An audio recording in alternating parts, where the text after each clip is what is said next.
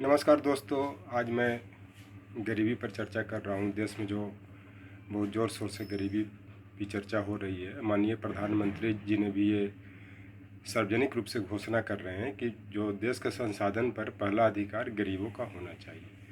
तो मैं आपको बता देना चाहता हूँ कि जो प्रधानमंत्री ये जो बोल रहे हैं कि संसाधनों पर पहला हक गरीबी का होना चाहिए, गरीबी क्यों है, कि गरीबी को किस प्रकार दूर किया जाए, इसका मुख्य कारण क्या है, इस पर वो विचार नहीं कर रहे हैं। जैसे मान लिया जाए कि जो गरीब का जो गरीबी का जो सबसे बड़ा जो कारण है वो विस्थापन है, और वो विस्थापन का कारण शोषण है।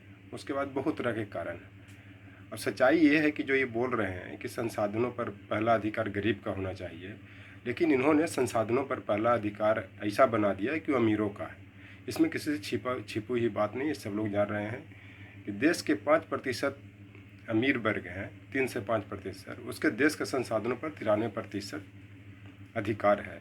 लेकिन जो तहजीब, जो सलीका गरीबी में रहने वाले लोग के साथ होते हैं, जो कितने इज्जत के साथ रहते हैं, देशभक्त हैं, बात करने का तमीज़ है उनको, और किस तरह से लाज लिहाज में रहते हैं कि कुछ बोलते नहीं हैं। इस पर भी एक शेर कहा गया है कि तहजीब को मिसाल गरीबों को घर पे है, दुपट्टा फटा हुआ है मगर उनके सर पे है।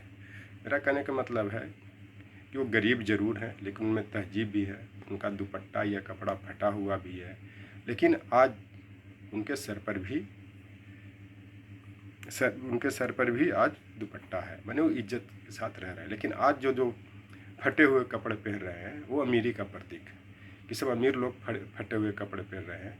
इस चलते जो गरीबी के जो संसाधनों की बात करते हैं कि पहला अधिकार संसाधनों पर गरीब का है, लेकिन आपने क्या हाल बना दिया इस देश को। गरीबी क्यों आ गई कि अगर अब 2016 में डिमोनेटाइजेशन नहीं करते तो इसकी हालत इतनी ख़राब नहीं होती। दूसरी चीज़ कि आपने जीएसटी इतना बढ़ा चढ़ा करके इसको लागू करने में, और इसको लागू करने में इतनी जटिलता, इतना कम्प्लेक्सिटी बना कि रोज़गार ध्वस्त हो गई। उसके बाद असमय आपने लॉकडाउन लगा करके गरीबों की जान ले ली, और वो गरीब वहाँ से चले गए जहाँ पे इनका रोजी रोज़गार था। फिर वो जब घर गांव वापस जाते हैं, वहाँ पे उनकी सब रोजी रोज़गार छिन जाती है, मकान भी नहीं रहता है, कुछ भी नहीं रहता है। तो जिनके पास मकान नहीं रहेगा वो फिर क्या करेंगे? न वो शिक्षा प्राप्त कर सकते हैं, न खाने की व्यवस्था कर सकते हैं। तो एक गरीबी का एक कारण अशिक्षा भी। दूसरी चीज़, जो विस्थापित होकर के रोहिंग्या जो देश में आ चुके हैं, देश में आने के बाद वो जो जहाँ जहाँ रह रहे हैं, खास करके दिल्ली जैसे शहर में, वो ड्रग्स के, हीरोइन के और इस तरह के जो भी अफीम है उसमें वो संलिप्त है।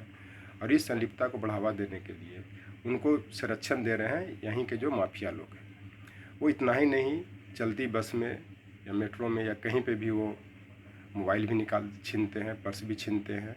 और एक आंकड़ा आया है कि दिल्ली में पर डे 10,000 से ज़्यादा मोबाइल छीने जा रहे हैं रोहिंग्या के द्वारा। वो अपने जेब में सेप्टिक ब्लेड भी रखते हैं। जब वो पकड़े जाते हैं तो वो ब्लेड निकाल करके यात्री के गले पे मार देते हैं। जब खून बहता है वो खून पोंछने लगते हैं, जब तक वो भाग जाते हैं और भगा देता है। ये खास करके बस में जो मार्शल है, और मार्शल बोलता है कि मैं अकेला क्या कर सकता हूँ। कहीं ना कहीं ये संलिप्तता, ये गरीबी का ही प्रतीक है। दूसरी चीज़ की जो आज जो गरीबी का एक कारण और है कि जो शोषण के कारण जो गरीब लोग हैं, जो गांव से शहर के लोग प्रस्थान कर चुके हैं या करने वाले हैं, उनकी माँ बहन का क्या इज्जत है, नहीं है। ये किसी से छिपी हुई बात नहीं है। आपको हाथरस की घटना देख लीजिए, उन्नाव की घटना देख लीजिए। इस तरह से कम देश में कम से कम पर डे 2-3 हज़ार घटनाएँ घटित होती हैं, जो दलित उत्पीड़न से, गरीबी के उत्पीड़न को, इज्जत आबरू को लेकर के। उसका भी एक विस्थापन के कारण है, गरीबी के कारण है। जब वो शहर की ओर आते हैं, न उनके पास घर रहता है, न खाने का ठिकाना रहता है। उनका सारा जीवन गरीब का जो है वो अपने खाने रहने में ही व्यवस्था करने में लग जाती है। और लगने के साथ साथ उनकी क्या हालत है ये किसी से छिपी हुई नहीं है। वो तो उनकी हालत ये होती है कि उनके घर में उनकी बेटी की शादी करने के लिए भी खर्च नहीं जुटता है, जबकि अमीर वर्ग के लोग, अमीर घर की बेटियां अपनी कितने खर्च पार्लर में कर देती हैं। अगर वो खर्च गरीब लोगों के गरीब लोगों की बेटियों पर कर दिया जाए तो उनकी बेटी की बढ़िया से शादी विवाह हो सकती है, उस संसाधन से शादी विवाह हो सकती है। तो इस पर भी एक शेर है कि अमीर की बेटी पार्लर में जितना दे आती है उतने में गरीब की बेटी अपने ससुराल चली जाती है। जो संसाधनों की बात कर रहे हैं, जो अमीर वर्ग पर इतना कर रहे हैं कि उनकी जो बड़े घर की बेटियां हैं जितने पार्लर में खर्च आती हैं, अगर सरकार उस संसाधनों को सेव करके अगर कुछ ऐसा पार्लर पर टैक्स लगा करके गरीब के लिए कर दिया जाए तो उनकी बेटियां उतने में अच्छे घर में ससुराल में जा सकती हैं।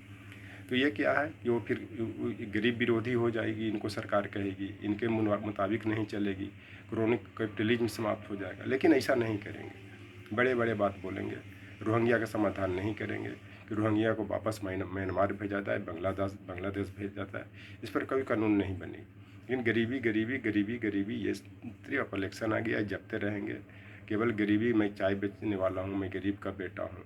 आप गरीब के बेटा हैं, आपको देश के गरीबों ने, देश की जनता ने आपको 2 बार पूर्ण बहुमत की सरकार दी। 2019 में तो इतने बहुमत दे कि आपको इतना ताकतवर बना दिया कि आपने उस ताकत का इस्तेमाल गरीबों को ध्वस्त करने में लगाया। जैसे भस्मासुर ने शिव को नाश करने के लिए उन पर हाथ धरने के लिए घूमता फिरता था, क्योंकि उस आशीर्वाद या वो मंत्र को शिव जी ने भस्मासुर को दिया था। लेकिन ये पता नहीं था शिव जी को कि भस्मासुर ही मुझे नाश करेगा, अंततः उनका नाश भी हो गया। उसी तरह से आज के दौर में आप जो ये गरीबी की बात कर रहे हैं और जो आप लोग गरीबों का आशीर्वाद आप पर है, आप इस चीज़ को बोलते भी हैं, बहुत अच्छी बात है, लेकिन इसको कैसे इम्प्लीमेंट करेंगे, गरीबी कैसे दूर होगी, इस पर आप ध्यान नहीं दे रहे हैं। बस अगर आप गरीबी दूर करना चाहते हैं तो हेल्थ एडुकेशन को ठीक कर दें, लॉ एंड ऑर्डर को मेंटेन करें।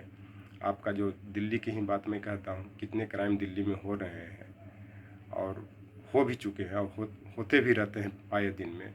उसकी बस ये चीज़ लॉ एंड ऑर्डर मेंटेन करें, क्योंकि ये आरोप नहीं लगाएं कि यहाँ पे इस सरकार की, इस पार्टी की सरकार है, मैं नहीं कुछ कर सकता हूँ। मैं आप लोग को बता देना चाहता हूँ कि भूमि, कानून व्यवस्था, पुलिस सेंट्रल गवर्नमेंट के अंदर में आती है। सेंट्रल गवर्नमेंट चाहेगी कुछ भी हो सकता है दिल्ली में, एक पत्ता भी नहीं हिल सकता है, गरीबी भी ख़त्म हो सकती है। लेकिन गरीबी को जड़ से मिटाने का बस एक ही कारण है कि उनको बढ़िया शिक्षा की व्यवस्था करें, लॉ एंड ऑर्डर मेंटेन करें, और साथ साथ यहाँ के जो भी लोग रहने वाले हैं, दिल्ली ही नहीं देश के हर क्षेत्र में जहाँ पे भी आपकी पार्टी की सरकार है, उनको सोशल सिक्योरिटी उपलब्ध कराएं। ये न कि आपके वाराणसी में ही क्या हो रहा है किसी छिपा हुआ नहीं है, मध्य प्रदेश में क्या हो रहा है किसी छिपी हुई बात नहीं है। जो उज्जैन की घटना ले लें, जहाँ पे महाकाल की मंदिर है, जहाँ पे साक्षात शिव भगवान प्रतीक रूप में है, वहाँ पे बहुत तरह तरह के कॉरिडोर बनाए जा रहे हैं मंदिर में। लेकिन एक धार्मिक प्रतीक के रूप में ये अच्छी बात है, लेकिन गरीबी से बड़ा कोई चीज़ प्रतीक नहीं है। देश की जिस गति से विकास होनी चाहिए थी वो नहीं हो पाई। उसका कारण कहीं न कहीं ये सिर्फ टाल मटोल की बात, जुल्मा बात करके ही टाला गया। अब आज जो बोलते हैं, मान लिया आज इंदिरा गांधी के बारे में बोलते हैं कि गरीबी हटाओ का नारा दिया, तो गरीबी हटाओ का नारा दिया तो गरीबी हटाने का नारा का उन्होंने जितना भी हो सका इम्प्लीमेंट किया, उसका फ़ायदा भी हुआ। उसका आपको 2014 तक जो यूपीए गवर्नमेंट ने कितने लोगों को गरीबी रेखा से बाहर निकाल दिया था, ये किसी छिपी हुई बात नहीं है। लेकिन असमय जो आपने डिमोनेटाइजेशन करके, लॉकडाउन लगा करके और जीएसटी बढ़ा करके फिर जो गरीबों को गरीबी के रसातल में पहुंचा दिए, उसका कौन जिम्मेवार है? और जो आदमी वही है जो वास्तविकता को स्वीकार करे, इस चीज़ को स्वीकार करे, धरातल पर रखे, उसको कैसे इम्प्लीमेंट किया जाए, उसको कैसे आगे बढ़ाया जाए, ये बताने की ज़रूरत है और इसको फिर इम्प्लीमेंट करने की ज़रूरत है।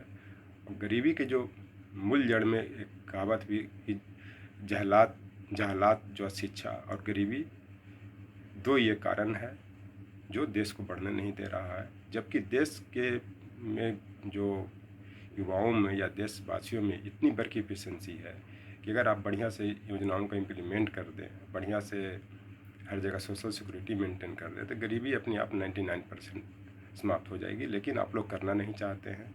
सिर्फ 82 करोड़ लोग को आप फ्री में खाद्यान्न दे रहे हैं ताकि लोग कुछ कर ही नहीं पाए, क्योंकि जिसको खाने की व्यवस्था हो जाए वो क्यों करेगा।